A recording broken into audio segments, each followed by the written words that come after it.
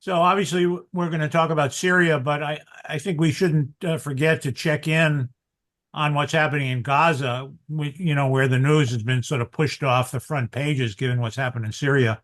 So basically, Israel is continuing its devastation, particularly of northern Gaza, and is completing the destruction of virtually every building in the northern part of the Strip, and certainly carrying out what even Israeli military people call ethnic cleansing, trying to eliminate not only the fighters in the northern part of Gaza, but also the population. And there's talk in Israel, which may or may not happen, of recreating Jewish settlements in the northern part of Gaza. Certainly, there are forces within Israel, within the government of Israel, that are advocating this, and whether that'll happen or not is not so clear. There's also some talk of progress being made in terms of uh, ceasefire talks, and again, we don't know whether that will happen. But there's talk of another temporary ceasefire in Gaza, like the one in Lebanon, which is not a ceasefire from the Israeli side. So we'll have to see what develops. Syria, since we met last, of course, the Syrian government collapsed rapidly and kind of unexpectedly. And certainly, many people in Syria are happy about that and are visible in the streets. Many other people in Syria are confused and apprehensive about what will follow the fall of the Assad government. As far as most people are concerned, certainly including me, no one wants to shed any tears for the end of the Assad regime, but it's more than just the fall of a particular regime. It's the sort of collapse of the Syrian state more definitively. And what will replace it, if anything, if there will be a unified Syrian state, is very much up in the air. As probably most of you know, the leading military forces that overthrew the government were the religious extremists based in the northwest part of Syria that had been protected by Turkey, who are Sunni Muslims exercising their rule over a Syria that historically has been multicultural, multi-ethnic, and multi-religious.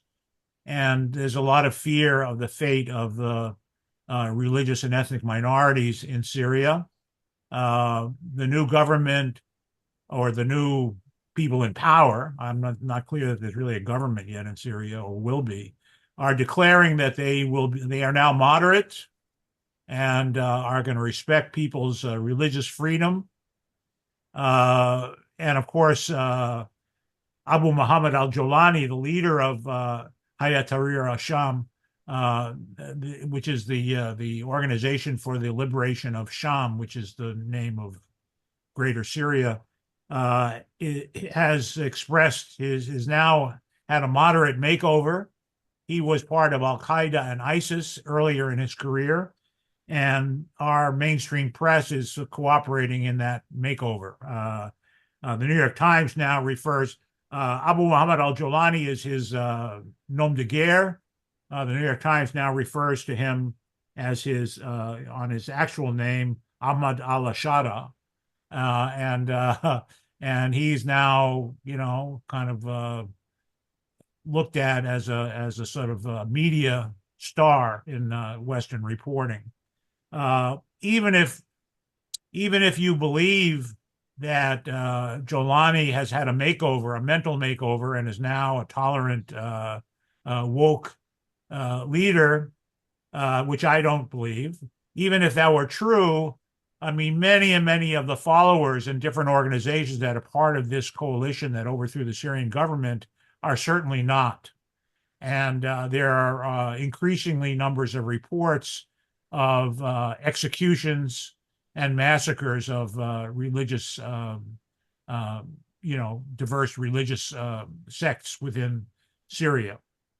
So Of course, the context for this fall of the Syrian government is many years of foreign intervention in Syria.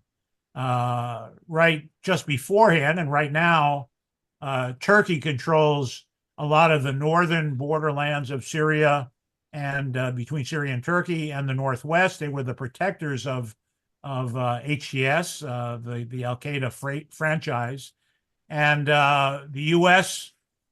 Is controlling with its Kurdish allies much of the eastern and northeastern part of Syria. And Israel controls much of the southwest of Syria and has been expanding its control. So the irony is, some of you may have seen Anthony Blinken issued a statement right after the fall of Assad, stating that the U.S. hopes that no one will interfere, no foreign powers will interfere in Syria. Of course, that's State Department speak for foreign powers other than us and our allies. So there's a lot we won't know about exactly what happened and why the government fell so quickly. But for whatever reason, the government was, not able to maintain a military that was capable or willing to fight, and its allies did not have the ability to substitute for a Syrian indigenous military force, even though they were supportive of Assad and the government of Syria. So, there are many, nobody knows for sure what the future will bring. Israel certainly is happy, and the U.S. is happy about this. And those in our country and around the world who see this simply as a victory for freedom in Syria are deluding themselves. And, we certainly, we don't mourn Assad, but Assad also represented the tradition of a multi-faith, inclusive Syria that was somewhat unique in the region, and also the remnants of Arabic secular nationalism that, descended from, Nasser in the 50s. So what will replace it is possibly better, but possibly worse. And that, of course, was the fear of many Syrians, and why many of them, despite reservations, supported the government of Syria as the lesser evil compared to the opponents, the religious fanatics that were mostly opposing it. So, the Syria and the government of Syria were severely weakened by U.S. sanctions over the course of this war. And I would remind you that the U.S. intervention in Syria began under Barack Obama, not under Donald Trump. And we spent billions of dollars to overthrow the government of Syria, and ended up arming some very sketchy groups in Syria that were religious extremists. And I'll just end, we're going to have a discussion, but I think a lot of you are probably a little confused about all the terminology that's thrown around. So if you don't mind, I'll just very briefly kind of clarify, explain what you're hearing. So Islam is a big religion around the world and has a lot of tendencies in it, like Christianity. The majority of Muslims around the world and in the Middle East are Sunni Muslims, with many sub-branches of it. And the minority in the Middle East and a little bit in Pakistan are Shia Muslims. And without getting into all the detail of the history, the Sunnis, maybe you should think of them as Muslim Protestants. That is a fairly austere version of Islam that relies on their Bible, the Quran. And the Shia are more like the Catholics or the Greek Orthodox, a kind of more folky version of Islam that has saints and shrines and practices that are somewhat reminiscent of Catholicism. And within the Sunni Muslims, there are various subgroups that you hear about. The Salafists, which are kind of the fundamentalists, that want to rely on the old-time religion, and the Wahhabis, who are even more extreme, want to rely only on the Quran and what happened during Muhammad's lifetime. The Shia also have some branches. The 12 are Shia that are predominant in Iran and southern Iraq, or majority in Iraq. The Ismailis, who are here and there, are dotted around the Middle East. There are areas of Syria that are Ismaili. Again, I won't go into all the differences. And then there are the Zaidi Shia in Yemen, who are commonly called the Houthis. And also within Syria, there are two other sort of major sects, the Alawites and the Druze, who are sort of offshoots of Islam. They maybe think of the Mormons and the Christian Scientists. At various times, they like to be considered Muslims, but the mainstream Muslims don't always agree that they are real Muslims. And of course, the more extremists among the Sunni Muslims consider them non-believers altogether. And you may have heard this phrase, this word takfiri. The takfiris are the ones who claim that the tendencies within Islam that don't agree with the Sunni fundamentalists are unbelievers and are worth slaughtering. And of course, that's going on in Syria today.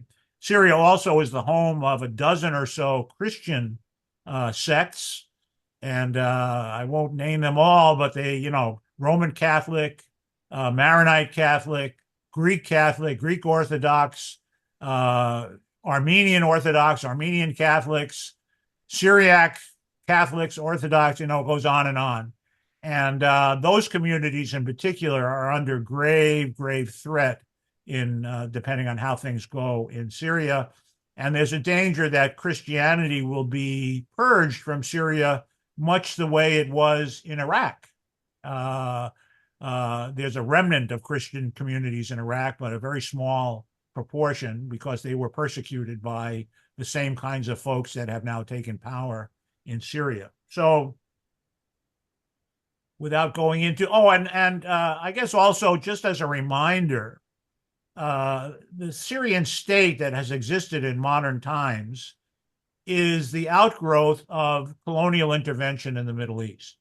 Its borders were drawn in 1916 by a British bureaucrat named Mark Sykes and a French bureaucrat named Georges-Francois Picot, and then modified with a handshake between the British Prime Minister Lloyd George and the French Prime Minister Clemenceau that gave the eastern part of the French mandate to the British mandate of Iraq.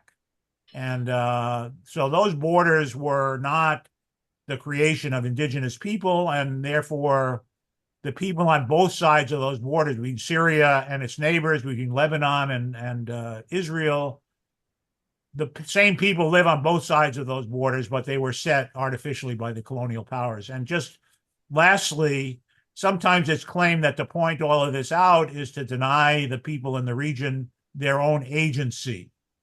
And of course, people exercise their agency, they make their history within a context that they did not necessarily create, one that they inherit.